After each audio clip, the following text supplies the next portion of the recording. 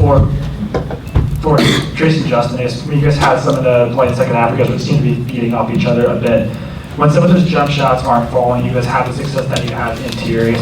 What kind of flow did the two of you have when you're playing together with each other?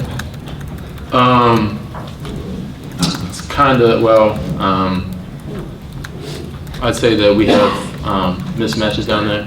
If the bigger guys on either one of us, we can use our quickness. If the smaller guys on us, we can use our strength.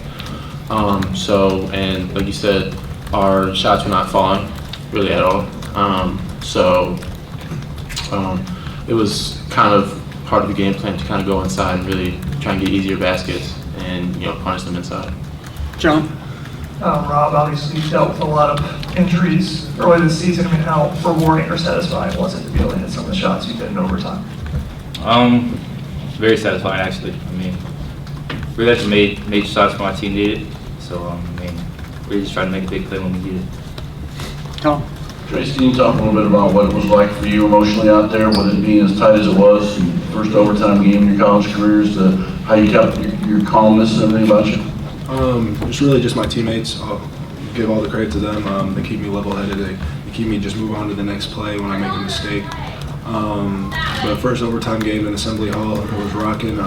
Shout out to the fans because they really helped us get that six man. So, yeah. Trayce, obviously, I think they were really trying not to let you have the ball. Basically, I think you only had 3 in the first half. Just what did you guys try to do to attack to try to put you in better positions to score? Starting the beginning of the second half. In the first half, I didn't really try to put an emphasis on running the floor very hard, and I thought that I could be my man down the floor. So in the second half, I tried to run past him and get as deep as I could, and then try to leg whip over him. And I got a few easy buckets on that. And when you see a shot go in, you just want to. It gives you the confidence to knock down other ones. Yeah. Trayce, you've been making some mid-range shots and even some threes in practices and workouts. You've been working on turning over your opposite shoulder, going right-handed. How game ready are those things, and how much do those things help you, now that you're starting to get 10, 11 games in the season? I really just practice those things just in case you have to use them, but I haven't really had to use them that much. I've hit a few right-hand shots. Teams are probably going to scout that here in the future, so I'm going to have to use the right hand more. Shooting out to 15 feet, really. I don't think I really need to shoot threes that much right now, but I'm just going to keep working on it. Zach? I guess you're going to go back to a little bit of that question, what you talked about earlier, Justin. Just what's the different ways you guys want to attack a zone when you weren't able to space it with a three-pointer? It felt like they were bringing you to kind of the eye block, or the free throw line, a little bit tonight to drive the ball. Just what are some of the ways you guys can use your athleticism to attack a zone when the threes don't go down? Well, specifically this game, they were kind of, dropping off of us, especially when we caught it in the middle. That kind of allowed us to kind of get some spacing and really be able to attack going downhill, because it was a one-on-one. And we were able to use our quickness to get the shots that we wanted, and, a couple went down. For Justin or Trayce, just as basketball players, speak to how hard it is for someone like Rob to play at the level he did, given how few practices he's actually been able to play in this year. Most definitely. It's hard to come back from injury on anything, and especially coming back from an ankle injury and playing as much as he did.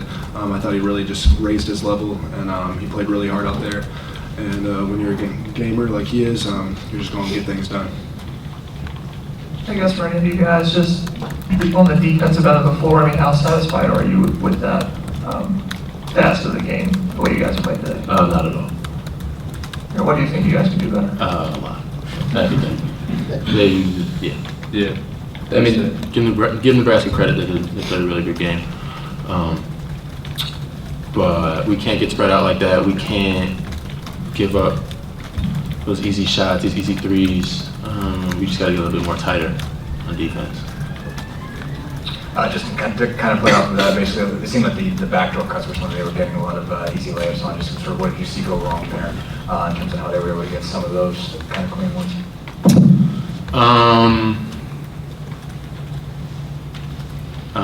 They scouted us really well, and they saw a weakness in our defense, and they were able to exploit it. We really weren't expecting it. And so, I mean, give credit to them. They did a really good job of working on our weaknesses.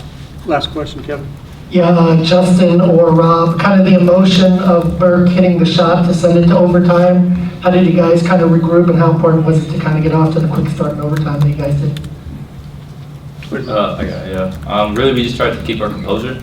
I mean, you don't want to panic just because he hit a big shot. So I feel like our older guys really kept us level-headed, and I feel like we played really hard in overtime to get the win. All right, guys, thanks.